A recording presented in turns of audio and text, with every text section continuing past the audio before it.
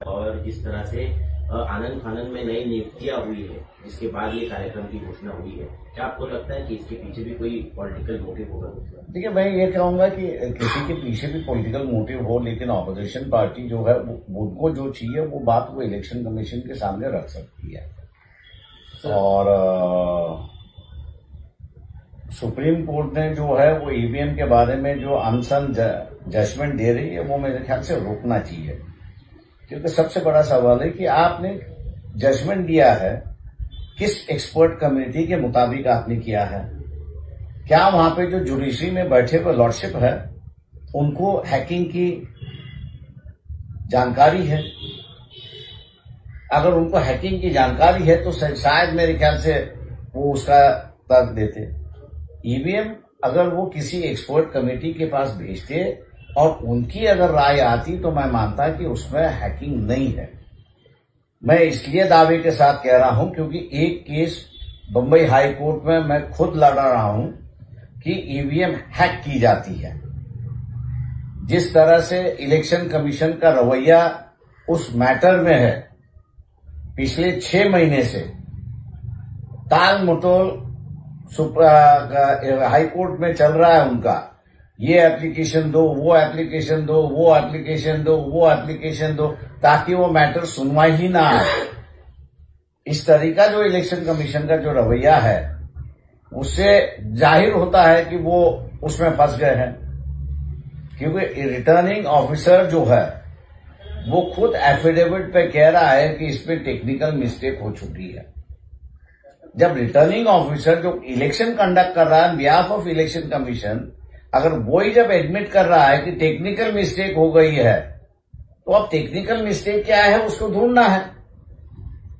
अब उसको ढूंढने की जो पिटीशन है उसी पर ये अड़ंगा लगा के बैठे हैं कि ये टैंपरिंग नहीं हो जा सकती है। हम लोग ने बता भी दिया 3 दिन पहले कि ईवीएम में दो चिप जो आती है वो रास्ते पे मिलती है, उसको कभी भी मैनिपुलेट किया जा सकता है। उसके बारे में जो है वो इलेक्शन कमीशन कुछ कहने के लिए तैयार नहीं है, ना सुप्रीम कोर्ट उस पर कुछ कहने के लिए तैयार है। इसलिए हम सुप्रीम कोर्ट से कहेंगे कि आपके पास अगर या किसी भी हाई कोर्ट के पास ये अगर पिटीशन आई तो आप फॉरेंसिक लेबोरेटरी मत भेजिए इसको, कि उनके पास वो टेक्निक उनके पास वो एक्सपर्टीज नहीं है। आप इसको अगर भेजना है तो आईआईटीज में भेजिए। आपके पास इलेक्ट्रॉनिक डिपार्टमेंट है, उस इलेक्ट्रॉनिक डिपार्टमेंट के जो हैकर्स है, या आप किसी एक यूनिवर्सिटी को अपॉइंट करिए कि जिसके पास up to date IT department है, आप उसको भेजिए, उनका रिपोर्ट लीजिए। सुप्रीम कोर्ट खुद कैसे सर्टिफाई कर रहा है नहीं, ये नहीं हो रहा है, ये नहीं हो रहा है, ये गलत है पूरी तरह के सुप्रीम कोर्ट का डिसीजन देना, ऐसा मैं मानता हूं।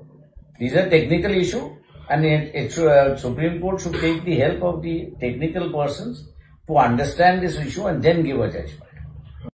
बरोबर आहे, लोकांनी बडवावं त्यांना, मी असं म्हणतो, इलेक्शन घेत नसतील तर इलेक्शन मागा पुढे बघायचं नाही आणि त्यांना बडवलं म्हणून असं कायदा मोडला असं नाहीये।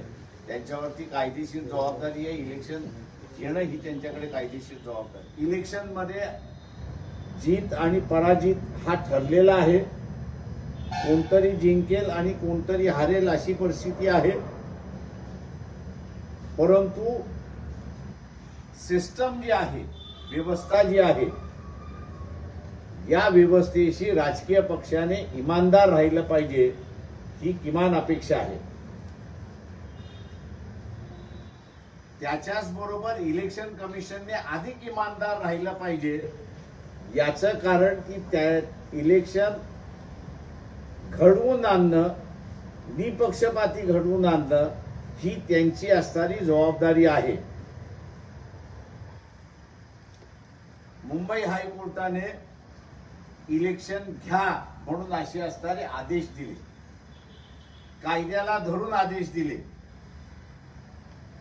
तरीही इलेक्शन घेत नाही।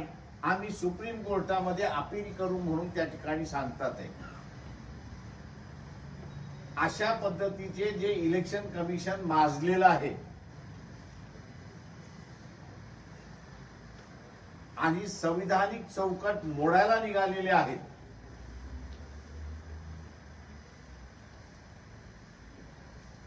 या इलेक्शन कमिशन जे आहे त्यांच्या पुढे दोनच मार्ग आहेत. एक तर 3 मार्ग आहेत असं मी त्या ठिकाणी म्हणेन. एक तर जबाबदारी पाडता येत नसेल तर राजीनामा द्या, मोकळं व्हा.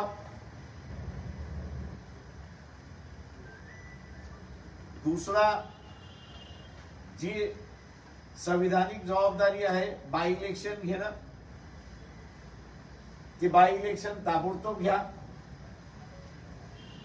या 2 गोष्टी झाल्या नाही तर जनतेला तिसरी गोष्ट या ठिकाणी करावी लागेल आणि ती म्हणजे ज्या ज्या ठिकाणी इलेक्शन कमिशन जाणार आहे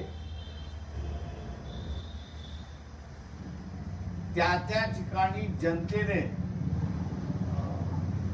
इलेक्शन कमिशनच्या विरोधात निदर्शन केले पाहिजे, निर्देश केले पाहिजेत, मोर्चे काढले पाहिजेत, निषेध केला पाहिजे.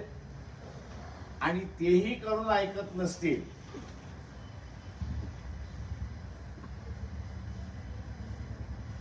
तर इलेक्शन कमिशनला मारझोड सुद्धा केली पाहिजे. इलेक्शन कमिशनला मारझोड करणं म्हणजे कायदा हातात घेण्यासारखं नाही. संविधानिक जबाबदारी ही पार पाडणार याचं आश्वासन त्यांनी लोकांना दिलं, जनतेला दिलं.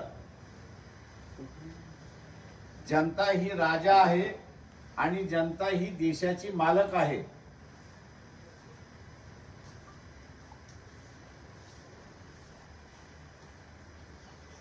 नियमाप्रमाणे इलेक्शन कमिशनला त्याचा पूर्ण वेळ झाल्याशिवाय काढता येत नाही.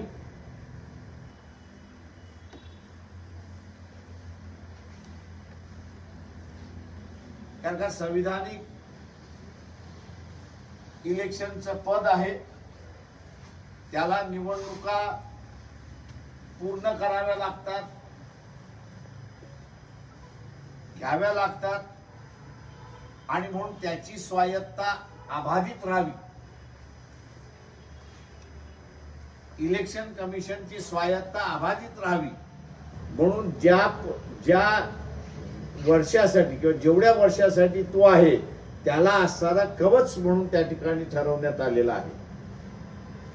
एका प्रकारचा इलेक्शन कमिशनला संविधानाने दिलेले अधिकार,